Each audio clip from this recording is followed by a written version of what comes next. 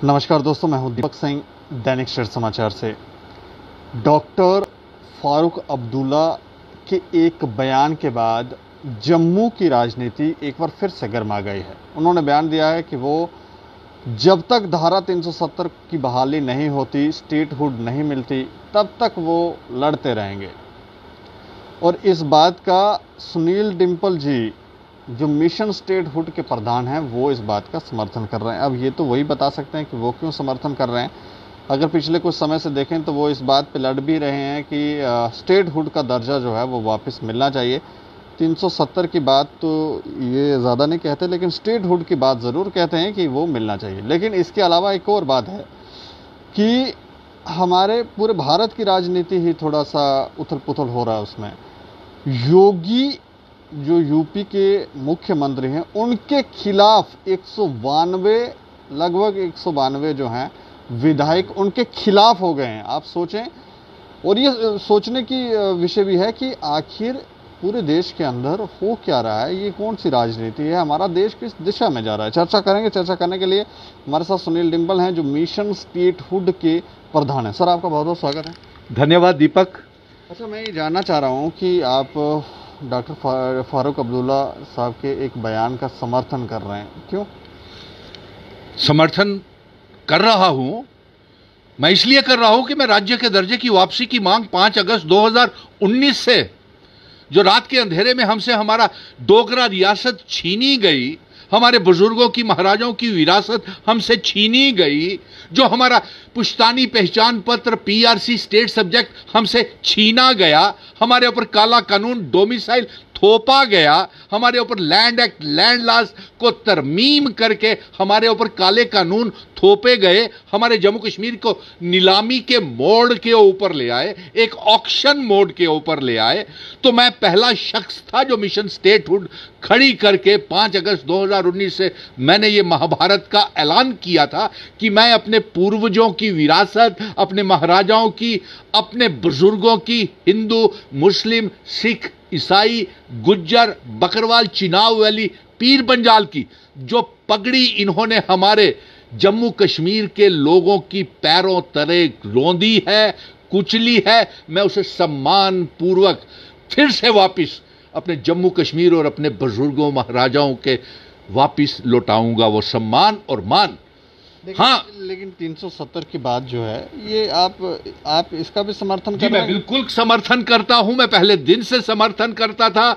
मैं पहले दिन से ही ये कह रहा था कि दफा 370 की एक भारी कीमत हमारे जम्मू कश्मीर की आवाम को चुकानी पड़ेगी, भले ही ये हमें हमारे जम्मू कश्मीर के धर्म, मजहब और प्रांत के नाम के ऊपर, रीजन के नाम के ऊपर लोगों को पूरे देश में भड़काते रहे, हमारी भावनाओं के साथ खेलते रहे, और हमारे देश की 370 और हमारे जम्मू कश्मीर रियासत का इन्होंने पूरे देश के अंदर राजनीति की, दीपक जी। और हम ये तब भी चिल्लाते थे कि दफा 370 नहीं हटना चाहिए। ये हमारे बुजुर्गों का लिया हुआ फैसला है, हमारे महाराजाओं का लिया हुआ सोचा समझा निर्णय है कि हमारी रियासत एक कमजोर, गरीब और भोले भाले यहाँ के लोग थे। इसलिए महाराजाओं ने तो ये भी कहा था कि समय के साथ ये घिसते घिसते घिस जाएगा, तो घिस गया, तो इसमें कोई परेशानी? ये घिसा नहीं है। ये रात के अंधेरे में 303 सांसदों ने, मेंबर पार्लियामेंट्स ने हमारे जम्मू कश्मीर के इतिहास के ऊपर डाका डाला है।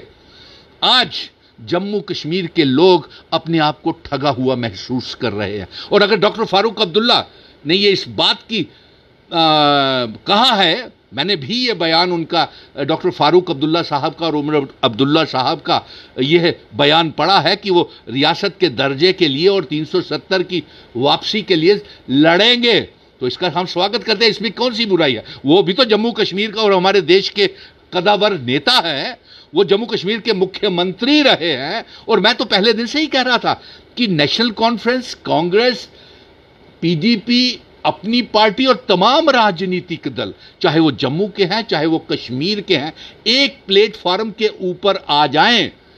तो आज मुझे खुशी हुई कि डॉक्टर फारूक अब्दुल्ला साहब ने भी बोला है, कांग्रेस भी मेरे इस बात का समर्थन कर रही है, अपनी पार्टी भी धीमे स्वर में दबे अल्फाजों में राज्य के दर्जे की मांग को कर रही है वापसी को, लेकिन उसका भी अभी स्टैंड क्लियर नहीं है। हम उनसे भी स्टैंड उनका क्लियर चाहेंगे।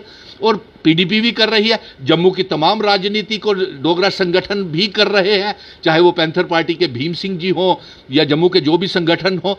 तो इसलिए हमें तो दीपक, ये तो हमारी कामयाबी है। मैं तो पहले दिन कई बार आपके स्टेट समाचार के माध्यम से कई बार ये आह्वान कर चुका हूं कि सारे राजनीतिक दल इकट्ठे हो जाए, और आज डॉक्टर फारूक अब्दुल्ला ने ये कहा है तो ये सराहनीय कदम है। अरे भाई, सारे एक प्लेटफॉर्म पे आ जाइए, अपने अपने पॉलिटिकल एजेंडा को एक साइड के ऊपर थोड़े समय के लिए रख दीजिए। जब रियासत मिल जाएगी, हमारा विशेष अधिकार मिल जाएगा, और तब अपने अपने जब चुनाव होंगे तो अपने अपने एजेंडे के ऊपर वापस चले जाना। फिर से मतलब ये आप कह रहे हैं कि फिर से लोगों को तड़पाएंगे जैसे तड़पाते आए हैं? कौन तड़पाता है? ये पहले पार्टियां। देखिए, वो तो हम छोड़ेंगे ना निर्णय लोगों के ऊपर। अवाम की अदालत में हम जाएंगे, लोगों के बीच जाएंगे, लोग खुद ये फैसला करेंगे कि किसने हमारे लिए क्या किया। चाहे वो कांग्रेस का उसका खमियाजा भुगतना पड़ा, और अगर नेशनल कॉन्फ्रेंस है तो उसको भी हम खमियाजा तो नहीं कहेंगे, क्योंकि उनके 3 मेंबर पार्लियामेंट है कश्मीर के। और अगर जम्मू की बात लें तो खमियाजा तो जम्मू ने भुगता है। एक तो हमारा रियासत का दर्जा गया, एक हमारा 370 गया, हमारे बेरोजगार नौजवानों को जो ख्वाब दिखाए गए थे, क्या पीएचई, पीडीडी, पीडब्ल्यूडी और रहबरे खेल teachers, trend medical assistants, CISF, BSF के बच्चे, home guards, SPO, village defence committees के मेंबर्स, लंबड़दार, चौकीदार, जिनसे पीएमओ मंत्री और भारतीय जनता पार्टी ने सीडी बना करके पार्लियामेंट तक पहुंचे थे, क्या उनसे किया हुआ दीपक कोई वादा पूरा किया? आपने स्वयं ही कई बार कवर किया कि मैं इन तमाम रहबरे खेल टीचर्स के साथ, मेडिकल असिस्टेंट, पीएचई, पीडब्ल्यूडी के डेली वेजरों के साथ, सीआईएसएफ के बच्चों के साथ, बीएसएफ के बच्चों के साथ, उनके साथ भूख हड़तालों के ऊपर बैठा, और वो बेचारे 3-3 महीने तक इनके दफ्तर के बाहर बैठ करके, आखिर अगर कोरोना वायरस नहीं होता, और वो चिल्ला चिल्ला करके दिन रात ठंड नहीं देखी उन्होंने, भूखे प्यासे वो बच्चे तड़पते रहे, लेकिन इन्होंने किसी ने इंसाफ नहीं दिया। और अब व्यापारियों की बात ले लीजिए, व्यापारी हमारे जम्मू के बर्बाद हो गए, इस महामारी में भी उन्हें कुछ नहीं मिला। और ट्रांसपोर्टर, उनका तो बुरा ही हाल है। उन लोगों के ऊपर ये महामारी एक कहर बन के आई है। और देश के प्रधानमंत्री जी, आपने हमारे जम्मू कश्मीर के साथ जो वादे किए थे वो सिर्फ आपने जुमले थे। आपने जो सबका साथ, सबका विकास, आत्मनिर्भर और सभी को बनने, हम सारे आत्मनिर्भर अपनी मेहनत से बन रहे हैं। मतलब आपका कोई योगदान जम्मू कश्मीर के लिए नहीं है। नहीं, ये तो हम समझ के कि निराशा तो है ही, लेकिन इसके अलावा यूपी सरकार की थोड़ी सी बात हम ज़रूर करना चाहेंगे कि वहाँ पर 192 विधायक जो हैं वो योगी आदित्यनाथ के खिलाफ हो गए हैं। ये क्या चल रहा है? मतलब देश की राजनीति में हो क्या रहा है? मैं एक मेरा पॉइंट थोड़ा सा अपने जम्मू कश्मीर को लेकर के रह गया।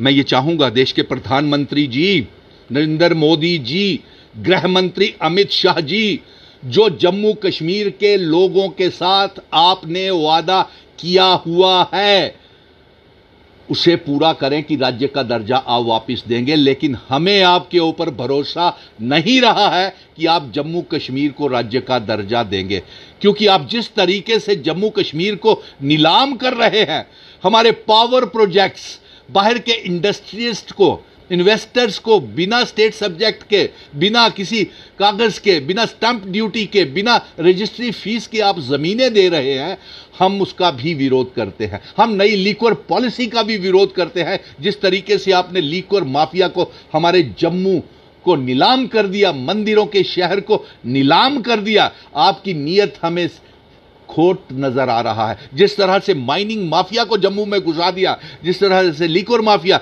और इंडस्ट्रियल पॉलिसीज के तहत हम ये चाहते हैं कि जिसको भी जमीनें जम्मू में दी जाए वो लीज के ऊपर दी जाए, और 100% नौकरियां जो है मेरे जम्मू कश्मीर के नौजवानों की लगनी चाहिए। अगर बिना लीज के आपने जमीनें दी, बिना स्टेट सब्जेक्ट के जमीनें दी, तो इसका मतलब है कि आप जम्मू की डेमोग्राफी, आइडेंटिटी, इतिहास, डोगरा रियासत के इतिहास को, कल्चर को मिटाना चाहते हैं।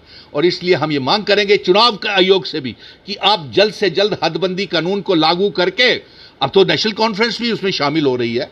स्वागत करते हैं हम उसका कि डॉक्टर फारूक अब्दुल्ला ने कहा है कि नेशनल कॉन्फ्रेंस भी डिलिमिटेशन कमीशन में। अब और क्या चाहिए? आप खुद ही चुनाव नहीं करवाना चाहते हैं। भारतीय जनता पार्टी को मालूम है कि जम्मू कश्मीर में अब उनके कुंडली में ना तो सरकार लिखी है और ना ही मुख्यमंत्री भारतीय जनता पार्टी का जम्मू कश्मीर में रहा है। अब मैं दीपक आपके सवाल की तरफ आता हूं। पहले तो अफसोस की बात यह है कि 5 अगस्त 2019 के बाद इतना मजबूर बेहाल मैंने जम्मू कश्मीर को कभी नहीं देखा। हमें तो खुद मालूम नहीं है कि जम्मू कश्मीर किस तरफ जा रहा है और फिर उससे बड़ा ये देश किस तरफ जा रहा है कुछ पता ही नहीं है, क्योंकि देश के प्रधानमंत्री मन की बात करते हैं, काम की बात नहीं करते हैं।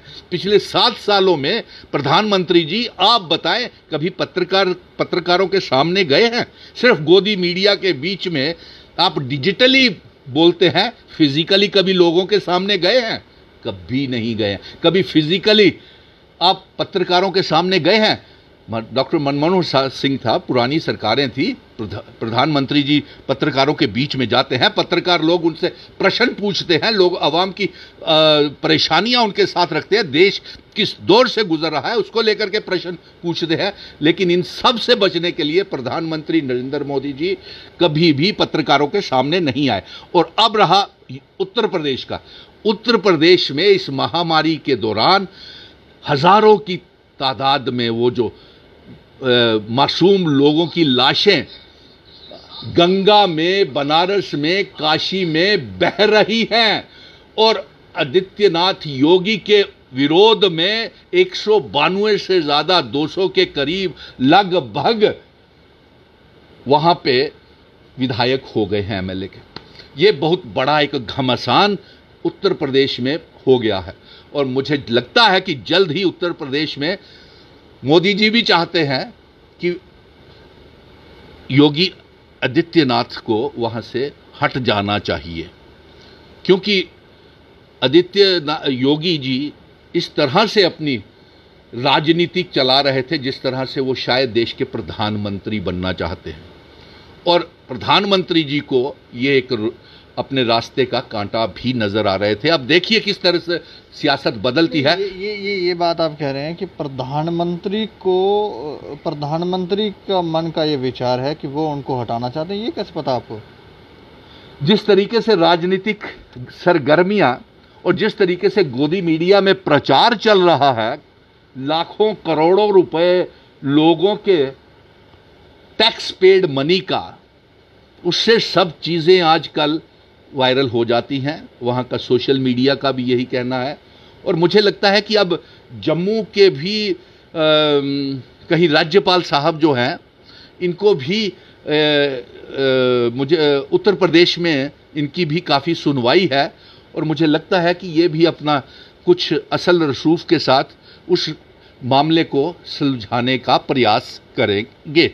मतलब आपका कहने का मतलब है कि हमारे राज्यपाल साहब यूपी की तरफ अब रुख करेंगे, वहां जाएंगे?